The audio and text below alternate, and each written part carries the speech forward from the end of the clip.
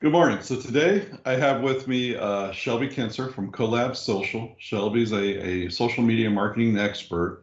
And for those that don't know, I'm Jess Coburn, CEO of Applied Innovations. And Applied Innovations is a managed cloud IT and cybersecurity company. We help businesses get the most out of their technology. And part of that is identifying risk and addressing it before it becomes a problem.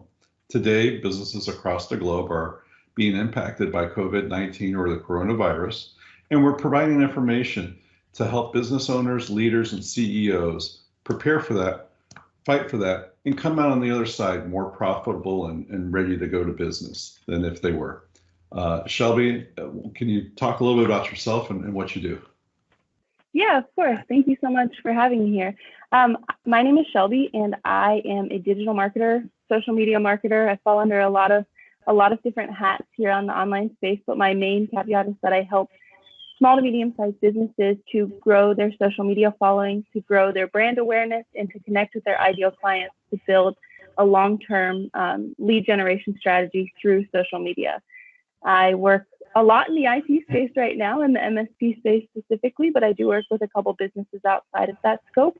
My main goal is to just create content for different industries that are quote unquote unsexy industries and make them engaging and fun and exciting for people to want to come back to your content and for you to remain front of mind for them, and so that they become long-term brand followers, business followers, and clients.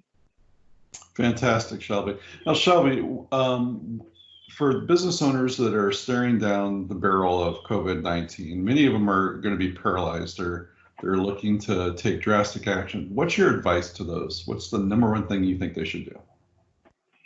So right now, a lot of people are coming to me and they're pulling back on their marketing, right? They're saying, I need to pull back on everything, on my marketing, on everything that we're doing, sales. We need to pull back and burrow into this hole and hope that we come out on the other side. And I have actually made a couple pretty bold statements that you should do the exact opposite. So I think that, yes, it is important to conserve cash flow. Yes, it is important to make the smart decisions right now. But also, I think that what's vital to this time period is to lean into your marketing and to lean into your sales. I think that what people need to be doing more than ever is to push, because look at it from just a tactical perspective, right? People are spending the most amount of time on their phones and computers right now. They have more time than ever to spend time getting to know your business, your lead magnet, your information, all the different things that you want to share with them throughout your marketing platform. Not only do they have the time to consume it now, but there are way more people who are going to be on their phones, on their computers consuming it. And people pulling back are really going to miss that opportunity. I think that's fantastic advice. You know, it's something that we've certainly followed here. Is that, I mean, cyber chats are a good example of that, right? And we're trying to provide more information now. And the information we're trying to provide isn't just, hey, here's how our servers work, here's why we have the best widgets. It's, hey, here's what you need to do in these times. As a business owner, these are the things you do. What type of stuff do you think business owners should be sharing, or what type of information do you think businesses should be sharing? Yeah, so right now, it's really important that you assess what your marketing plan is. For a lot of people who haven't had a marketing plan, it's a great time to build one out, get it going, get it started. For those of you who do have a marketing plan, I'm actually suggesting that you take a different perspective, right? So instead of going with your standard marketing procedures, if you've been doing something a specific way, I'm saying that you should shift to a marketing plan that focuses on value. So what you should be doing, instead of trying to make sales really aggressively right now, or instead of like, oh, we have this great sale, or oh, this thing is for sale. Number one, small businesses need to continue to sell, right? We're not some large conglomerates. We're not huge corporations. We're people paying our bills and our employees at the end of the day. But the thing that you need to do when you focus on your marketing is to focus on value-based marketing. So what I'm suggesting to all of my clients right now is that you take a huge value approach, give people the most amount of value that you can. Don't feed into the fear mongering or anything that's going along with that, but feed into providing people value and giving them something that they can learn from, that they can grasp from. Bring them into your community, and if you utilize this time properly with your marketing, you'll be able to grow your community, you'll be able to grow your brand, you'll be able to grow your list, and you'll be providing a ton of value. And then when people come out on the other side, not only do they have the know, like, and trust and expertise that you provided them during this time, but they also see you as a friend and a confidant that helped them during a hard and difficult time. And then that creates a lot more long-time customers and sales on the other side of it. That is fantastic advice. I think we're having a little bit of a video problem, but that's okay. I think that's phenomenal advice. And again, it's something that we're trying to do here at Applied Innovations with the Cyberside Chats. We've created a remote worker resource guide at appliedi.net/COVID-19. Now, one of the things you and I had talked about was Facebook groups. Can you kind of explain that to me and what that's all about? Yeah, so actually before any of this happened, Facebook reorganized their algorithm and they started to favor Facebook groups. So depending on who you talk to, which expert you're talking to, it's Facebook groups and Facebook profiles are right up here. And then way down here are your Facebook pages, which if you're a business owner who's been doing Facebook at any capacity, you understand that Facebook pages are not doing nearly as well as anything else. So Facebook groups have been favored by Facebook. In fact, if you see a Facebook ad, they're probably promoting Facebook groups because they really want people to come back to community with Facebook. They want it to start to feel like you're a community. That is going to be more important than ever right now because people are utilizing this community feel to help bring in their ideal people. So as a business owner, what you should be doing in this specific scenario is starting a Facebook group to move all of your warm leads into, or to move people who would be the best leads for you that are cold leads. For some of us, we like connect with them on LinkedIn, add them on Facebook, and then after a while, don't be that person who adds them as soon as you add them as a friend, but after a while, add them to a Facebook group and continue to nurture them through content that you know will directly help their business. And then you just have this pool of leads ready to go. That's interesting. So really you're using, so what you're recommending is leverage LinkedIn. Yesterday I spoke with Carlos Garita from Sandler, Miami, and his recommendation was very much the same as yours, right? Share value today.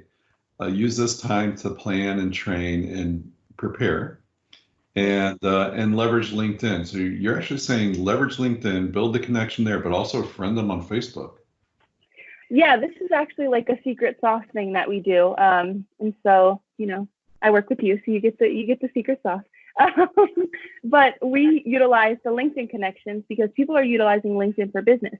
But if you look at it and you say, okay, people are utilizing LinkedIn for business, but they're not necessarily utilizing LinkedIn for connecting, right? They're using it to go on there and to connect with people who are business focused. What kind of a different impact will you make if you connect with CEO of X company in Miami on LinkedIn, and then you also go and add them as a friend, and then you comment on like, oh, this is a great picture of your kids playing soccer or whatever it is. You're cutting through that barrier that people generally have when it comes to LinkedIn, and then you stand out exponentially above the person who's sending a LinkedIn cold message because you're actually connecting with them as a friend, as a person that they can trust. And then when you're providing the right content on your pages, they're seeing that, and then they're viewing you as the expert. And so then when you do add them to that group, or when you do send that email to them, they have that already in their head. They're like, oh, I know Jess. We connected on LinkedIn, then he added me on Facebook. He's made a couple really great comments on my stuff. Easy connection. So that's interesting because, you know, early on, I was doing that. I was Facebooking with everybody and anybody, all my friends, all my vendors, everything. And then I listened to a guy who's like, look, I use Facebook for anyone that knew me from high school and before, or from college and before. And I use LinkedIn for anyone professional. So you're saying actually, no, let's go ahead and bring them together because we make a better connection and you're going to stand out of the crowd. I think that's brilliant. Yeah, I tell people all the time, if you aren't using Facebook for business, you're missing out on an entire revenue source. A fun fact about me actually is that when I started my business a little over 5 years ago, for the first 4 years, my only source of lead generation was conversations on Facebook. So I built my whole business and got to where I am today based on the fact that I kept connection as the main focus, which has really worked out because it went to the wayside a little bit where people were buying likes and followers and things were crazy, and now it's going back that direction, which I knew was going to happen because as a society we crave connection, and social media is a necessary evil at this point, but nobody wants to be sold to. So to create connection on these different platforms and to really make it feel like you want to be friends with someone or you genuinely have interest in their life, that's an easy transition through Facebook. And there's tons of business to business, that's kind of a funny B2B business there. That's an easier way to put it together. to be had on Facebook that a lot of people are missing out on because we're like, oh, that CEO won't be on Facebook. Oh, that CEO isn't. Everyone's on Facebook. Facebook has the most screen time out of any other social platform combined. Everyone's on Facebook. Whether you see them or not, they're on Facebook. That's amazing. Because the other thing I noticed is a lot of B2B businesses, they're reluctant to advertise on Facebook or really don't know how to leverage Facebook. By leveraging that way as connections is good. What about the Facebook Pixel? Is that important? Yes, it is important. It just depends on what you're utilizing it for, right? So a lot of people are utilizing it just to see the statistics, just to be curious about it. The real place where it's most important is when you're utilizing it for Facebook ads. So just like a very short synopsis, I'm not a pixel expert in any capacity, but I do kind of have a little bit of knowledge on it. Is you put that in and you see it gathers information about who's visiting, who is, what they're doing on your website, etc. And then when you go to put the ads out, it retargets those people so that people who have already been interested will see you again. And that's kind of the same as with the organic social media marketing. Like if we put you at the front of mind for someone and then they kind of lose that because they get distracted or something else happens, but then you come back up to front of mind, then people start to connect things with you, right? Like for the longest time, I was the Chili's girl because I loved Chili's chips and salsa for like a really weird period of time. And so then people I didn't even know were tagging me in like Chili things. And I was like, this is craziness. But like, it's just, once you click with something in someone's head and then you go back to the forefront of the mind and you build that connection, it's just like, it keeps going. And that's what I mean by creating a long lasting strategy, is that once you have these people hooked on social media, they continue to be hooked. And if you take this organic connected approach, it's not something that will just fade out. It's something where, like, for my goal for all of my clients and the people that I work with is to create something where if Facebook and Instagram and LinkedIn all shut down tomorrow, they'd be sending you an email or a letter because they're still interested in staying connected with you. Cool. Now, Shelby, I'm guessing you work from home? Yes. Yeah. What would you say? I know that a lot of business owners and employees today are struggling making that transition. What's the secret to being successful working from home? Yes. Yeah. Well, hopefully no one walks behind me during this specific segment because my work from home life is very different at the moment than it usually is. So I'm actually more digital nomad. Everything in my life is in a suitcase. The rest of it is in a 5x8 storage unit. But I usually am in an Airbnb or something with clients. And at the moment, coronavirus has me a little grounded. So I am staying with my family. But my number one thing, and this is what I give to people all the time, is to have yourself a schedule, to have a routine, to have yourself put in place. Because for me, when I first started, I was like, oh, I can sleep till 11 and I can do it, you can do whatever you want, work in your pajamas, blah, blah. And that was fun for about a month. And then I needed to get myself together. So what I do is I actually get up in the morning and I go to the gym when the gym is open, or I'm working out outside now.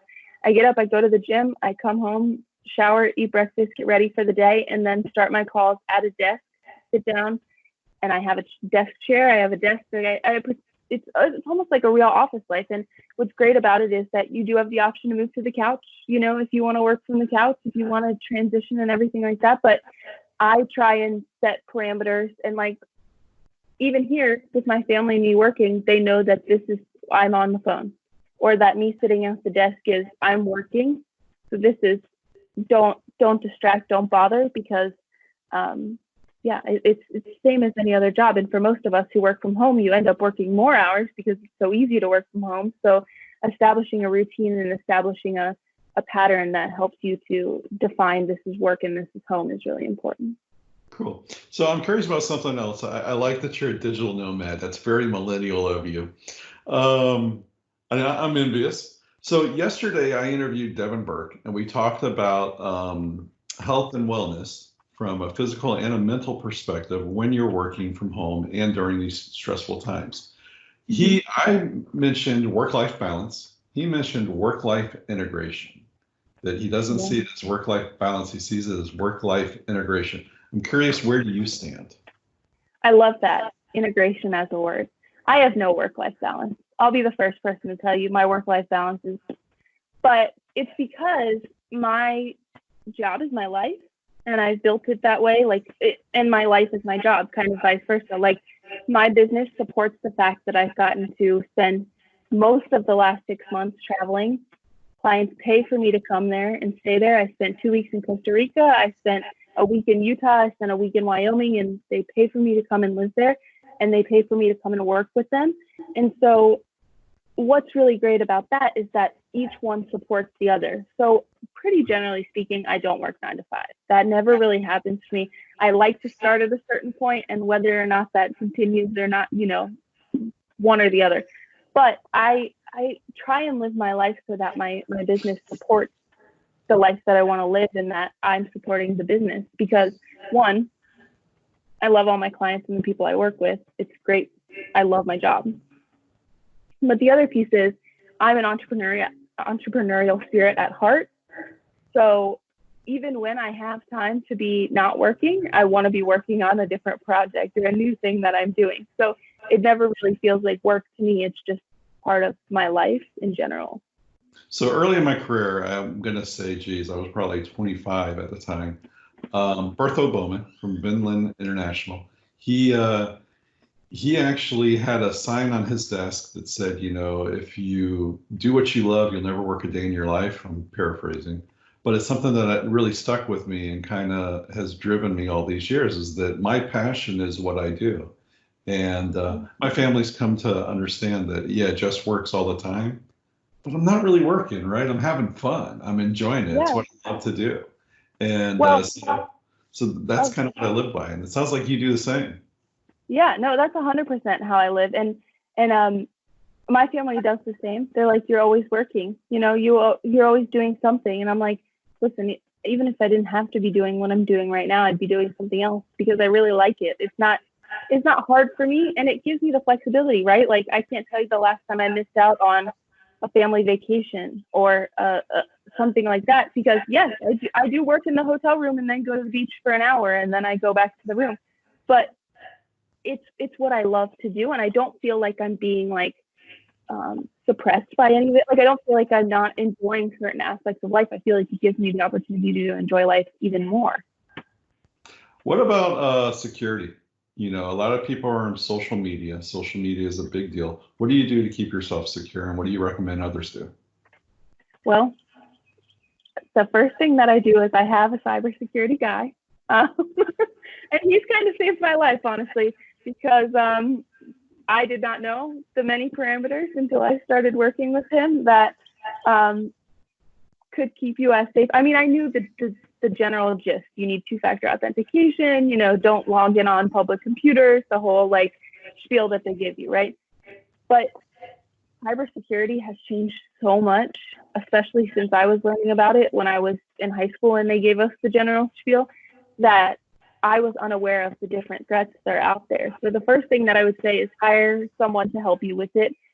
I work with him at a very low cost. I always thought it was going to be some $10,000 investment to work with him.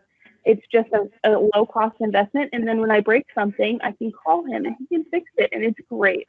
But also outside of that, it helps to keep my clients and myself safe, so that I don't run into the many different threats. Because I mean, you see people on your Facebook feed every other day and they're posting about these free sunglasses or crazy things like that, right? And it's because they've been hacked. But for people who are utilizing Facebook for business or LinkedIn for business or Instagram or any of that, you're putting yourself and your clients at risk if you don't have a plan for that. So simple, easy things to do after you hire a person, or if you don't have it right the second to hire a person, is to make sure you have two-factor authentication.